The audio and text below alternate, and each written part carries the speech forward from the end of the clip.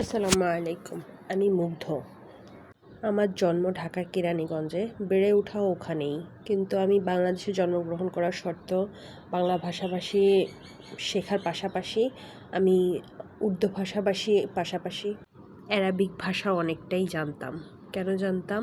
কারণ হলো আমার মা ছিলেন একজন বিদেশিনী। আমার বাবা যখন বাহিরে চাকরির জন্য গিয়েছিলেন, বাহিরে সৌদি আরবে চাকরির জন্য গিয়েছিলেন, তখন ওখানে আমার মার সাথে পরিচয় হয়।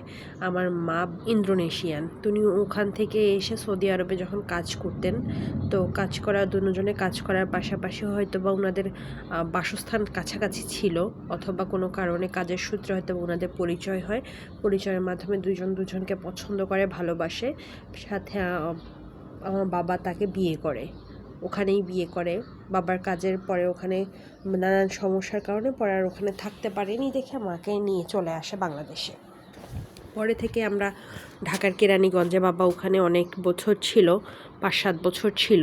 ওখানে থাকার পরে ওইখান থেকে যে টাকাটা ইনকাম করে সেটা নিয়ে আমরা দেশে চলে আসি। আমার বাবা মা তখন আমি হইনি, মার মুখে শোনা সব কথা। ওখান থেকে দুজনের মোটামুটি ভালো একটা অ্যামাউন্ট ওনাদের জমা হয়। সেটা নিয়ে যখন দেশে চলে আসে, বাংলাদেশে চলে আসে, মার জন্য তো এটা নতুন জায়গা। এখানে এসে বাবা সেই টাকাটা দিয়ে একটা জমি কিনে ঢাকায় কেরানীগঞ্জের এখানে। কিন্তু আমার বাবা যে বিয়ে করেছে, আমার দাদা দাদি, চাচা চাচি, ফুপিরা কেউই মেনে নেয়নি। কিন্তু বাবা যেহেতু ভালোবেসে বিয়ে করছে, খুব সুখে ছিল তারা দুইজন নিজেরা। কিন্তু বাবা যখন তার গ্রামে বাড়িতে যেত, কিন্তু আমার দাদা দাদি মেনে নেয়নি, আমার মাকে কখনোই মেনে নেয়নি। আমার চাচারাও বাবার সাথে সম্পর্ক অনেকটাই দূরে করে দিয়েছে। আমার বাবা যেহেতু মাকে খুব ভালোবাসতো, সেই জন্য দাদা দাদির কথা সেভাবে আর গুরুত্ব দেয়নি, কিংবা তাদের কাছ থেকে তাদের দায়িত্ব পালন করেছে। দাদা দাদির যত খরচপাতি লাগে সেগুলা দিয়েছে। কিন্তু যেহেতু দাদা দাদি মেনে নেয়নি, মাকে নিয়ে বাবা কেরানীগঞ্জে যেখানে জায়গা কিনেছিল সেখানেও একটা টিন সেট উঠিয়ে থাকতে থাকে। কিন্তু থাকে ওখানে 2-3 মাস যখন থাকে, কিন্তু মা তো ওই পরিবেশের সাথে অভ্যস্ত না। উনি সারা জীবন ছিল বাহিরে, এসির ভিতরে, সুন্দর নিরিবিলি ছিল যেখানে কাজ করেছে। হয়তোবা তিনি কাজ করেছে, কিন্তু বাহিরের পরিবেশ তো অন্যরকম। আর ঢাকা শহরের টিন সেটের ভিতরে থাকা, ওইটা যে কী কষ্ট আমার মা তখন বুঝতে পারছে। কিন্তু মাও বাবাকে খুবই ভালোবাসতো, বা বাবাকে কখনো ছেড়ে চলে যাবে নিজ দেশে, সেটা কখনোই মা ভাবেনি কিংবা চিন্তাও করেনি। এর মধ্যে আমি আসি। বাবারা দেশে আসার প্রায় 1.5 বছর পরে আমি তাদের ফ্যামিলিতে আসি, আমার জন্ম হয় আলহামদুলিল্লাহ। মার কাছে শোনা, যখন 3 সেটে ছিল মার প্রচুর কষ্ট হতো। পরে মার এত কষ্ট দেখে বাবা অনেক কেয়ার করতো। এখনও মাকে অনেক কেয়ার করে, খুব দেখে শুনে রাখে। তারপরেও পরে যখন দেখলো যে মার কষ্ট হয়, পরে মাকে ফ্ল্যাটে একটা নিজেদের এই জায়গাটা ভাড়া দিয়ে, 3 সেটটা ভাড়া দিয়ে তারপরে ফ্ল্যাটে উঠে গেল। ফ্ল্যাটে উঠে তারা খুব শান্তিতেই ছিল ওখানে। মা যেভাবে পরিবেশটা চায়, কিংবা মা যে পরিবেশে বড় হয়, বাবার সাধ্যমতো সে পরিবেশটা দেওয়ার চেষ্টা করছে। মাও মানিয়ে নেওয়ার চেষ্টা করছে। মায়েরও কষ্ট হয়েছে, বাবারও কষ্ট হয়েছে। দুই পরিবেশের, 2 দেশের মানুষ একসাথে থাকা তো সহজ বিষয় না, তাই না? তারপরেও মা মানিয়ে নেওয়ার চেষ্টা করেছে, মা মানিয়েও নিয়েছে। কিন্তু ওই দিক দিয়ে দাদা দাদি কখনোই আমার বাবা মাকে মেনে নেয়নি। তাতে কিছু যায় আসে নাই, তাদের সংসারটা সুন্দর মতো যাচ্ছিল। আমিও এসেছি, আমিও ওখানেই স্কুল কলেজ আমার সব কিছু চলছে। সব কিছু যখন বড় হচ্ছে, যখন আমি ইন্টারে পড়ি, ছোটোবেলা যে ফ্ল্যাটে উঠেছি ওখানেই আমার বড় হয়ে ওঠা। ইন্টারে পড়ার সময় আমার একজনের সাথে আলাপ হয়। আলাপ করলে ভুল হবে, আমি স্কুলে যাওয়া আসার পথে সে আমার স্কুলের বাহিরে দাঁড়ায়। 5-7 দিন আমি দেখি যে সে দাঁড়িয়েই থাকে, কোনো কিছু জিজ্ঞেসও করে না আমি কোথায় থাকি কিংবা আমার নাম কি, শুধু সে দাঁড়িয়েই থাকে। কিন্তু আমি কেন তাকে জিজ্ঞেস করব, তাই না? আর আমি দেখতে খুব সুন্দর। তো সেইখান থেকে আমি আমার ফ্রেন্ডের সাথে যখন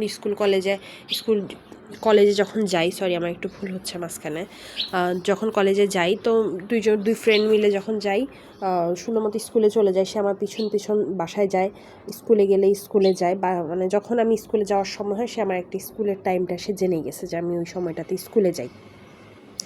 পরবর্তীতে সে আমার বান্ধবীর নাম্বারটা কোনোভাবে জোগাড় করে, আমার নাম্বারটা সে জোগাড় করতে পারে নাই। পরে সে আমার বান্ধবীর সাথে যোগাযোগ করে। বান্ধবীকে রিকোয়েস্ট করে যে আমার নাম্বারটা দেওয়ার জন্য। পরে আমার বান্ধবী আমার কাছে জিজ্ঞেস করে যে ছেলেটা তোর নাম্বারটা চাচ্ছে, কি দিব কি না। আমি বললাম যে না, কেন দিবে, অপরিচিত, চিনি না, জানি না, কোথায় থাকে না না থাকে, কেমন না কেমন দেখতে। দেখতে সে খুব যে আহামরি ছিল তা না, আবার যে একদম খারাপ ছিল তাও না। পরে অনেক দিন এরকম যাচ্ছিল, পরে আমার বান্ধবী তাকে নাম্বার দেয়নি। পরে সে তাকে ফোন দেওয়া বন্ধ করে দিছে, আমার বান্ধবীকে ফোন দেওয়া বন্ধ করে দিছে। এরকম করে চলতেই থাকলো, প্রায় 3 মাস চলে গেল। প্রতিদিনই প্রায় এরকম সে আমার পিছন পিছন ঘুরে।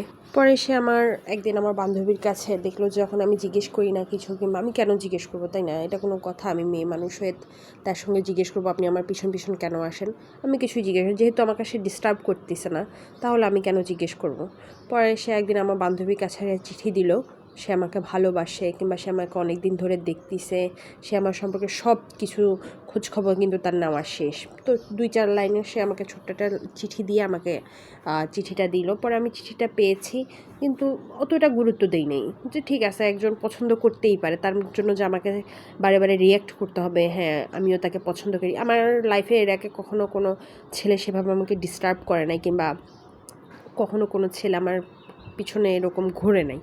তো যাক, এত একটা মানুষ যখন এতদিন আমার পিছনে ঘুরতেছে, নিজের কাছেও যাক করলাম যে এই ছেলেটা কেন বারে বারে, তাহলে সে আমাকে হয়তো ভীষণ পছন্দ করে অথবা ভালোবাসে।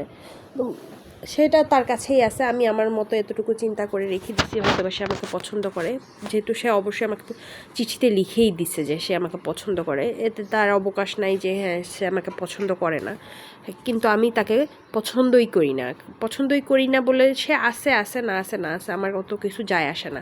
রাস্তায় দাঁড়িয়ে থাকে, এরকম দেখতে দেখতে প্রায় 6 মাস কেটে গেল। পরে একদিন দেখলাম যে সে আমার হাত চেপে ধরছে একদিন রাস্তায়। আমি স্কুলে যাব, স্কুলের গেট থেকে হয়তো বা 5-7 মিনিট দূরে এরকম একটা জায়গায়, অতটা নিরিবিলিও না, মানুষ মোটামুটি চলাফেরা করে, ওর নিরিবিলি জায়গা দেখে যে সে আমাকে খুবই ব্ল্যাকমেল করবে এরকম কিছু না, বাট সে আমাকে এক সাইডে নিয়ে দাঁড়া করে, বলে যে আমি এতদিন তোমার পিছনে ঘুরতেছি, তুমি কি দেখতেছো না? আমি বলি যে আপনি আমার পিছনে ঘুরতেছেন তাতে আমার কি, তাই না? আপনি আমার পিছনে ঘুরতেছেন, আপনি চিঠি দিয়েছেন, ঠিক আছে, আপনি একজন মানুষ আমাকে পছন্দ করতেই পারে, তার জন্য যে আমার আপনাকে পছন্দ করতে হবে এমন তো কোনো মানে নেই। সে আমাকে জিজ্ঞেস করলো আমি কি তাকে পছন্দ করি। আমি বললাম আপনাকে আমি চিনি না, জানি না, আপনাকে আমি পছন্দ করি কি করে বলবো?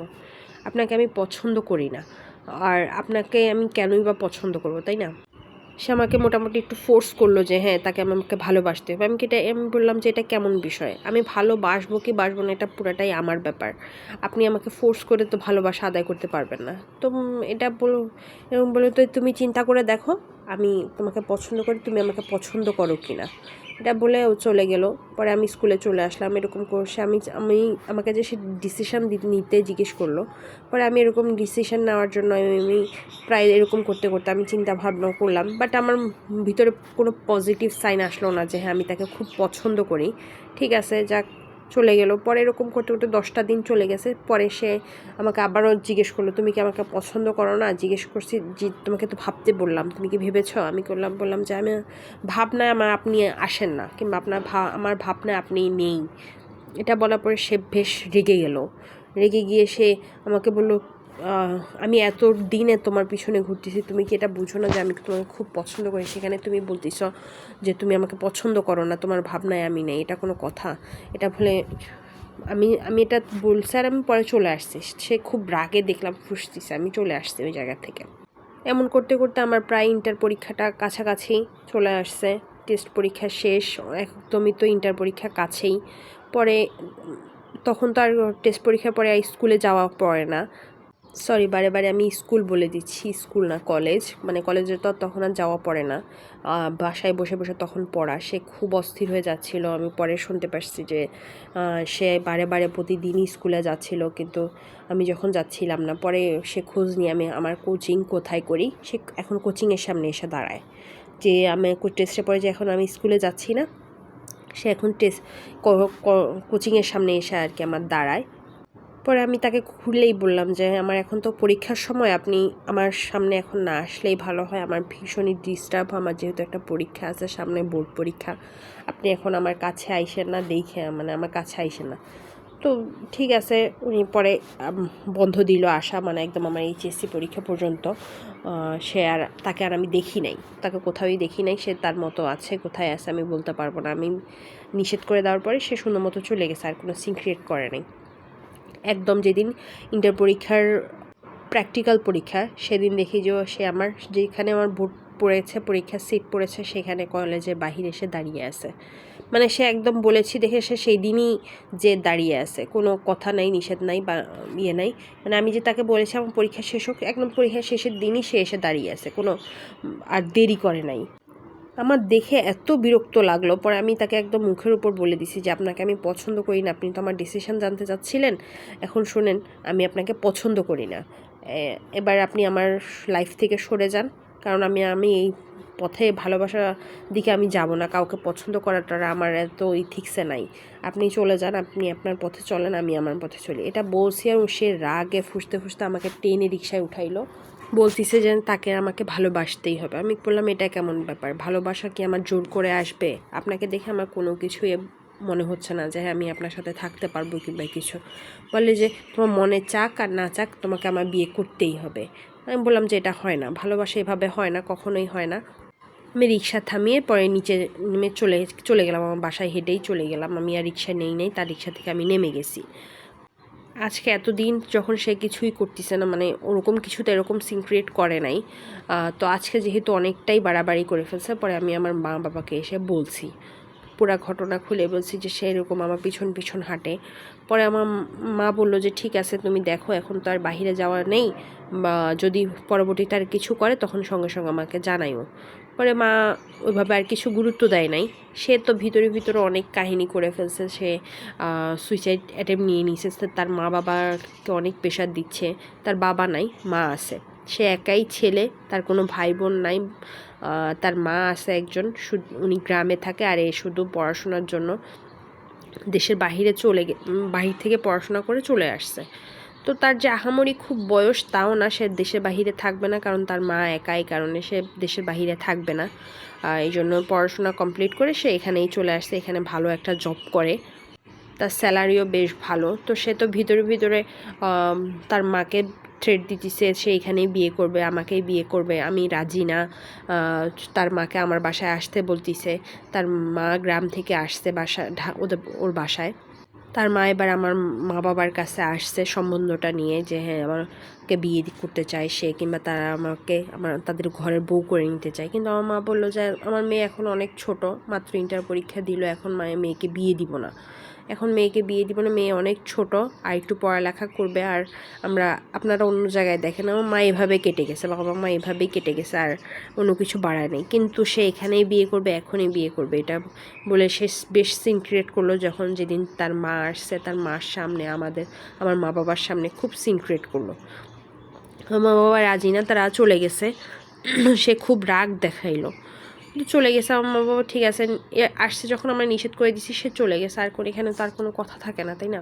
পরে শুনতে পারি সে এখান থেকে যে আমাদের বাসা থেকে যে সে খুব অস্থির হয়ে আছে, সে খুব এটা ভাঙতিছে ওটা ভাঙতিছে, খুব ঝামেলা করতেছে তার মার সাথে।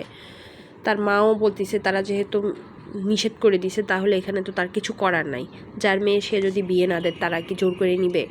তো পরে সে মানবে না, সে এখানেই বিয়ে করবে, আমাকেই বিয়ে করবে। আমাদের বাসার নিচে এসে সে চিৎকার চেঁচামেচি, সে সুইসাইড করবে, হাত কাটছে, এটা করছে ওটা করছে, সে এখানেই বিয়ে করবে, অন্য কোথাও বিয়ে করবে না, আমাকে ছাড়া অন্য কোথাও সে বিয়ে করতে চায় না। আজকের জন্য এই পর্যন্তই, বাকিটা পরের একটা ভিডিওতে দিব, কারণ ভিডিওটা অনেক বড় হয়ে গেছে, ইউটিউবে নিতে চাচ্ছে না আবার কেন জানি 30 মিনিটের ভিডিও। বাট এই পর্যন্তই দিব, আজকের জন্য এই পর্যন্তই। পরের ভিডিওটার জন্য অবশ্যই আমার সাথেই থাকবেন। আল্লাহ হাফেজ।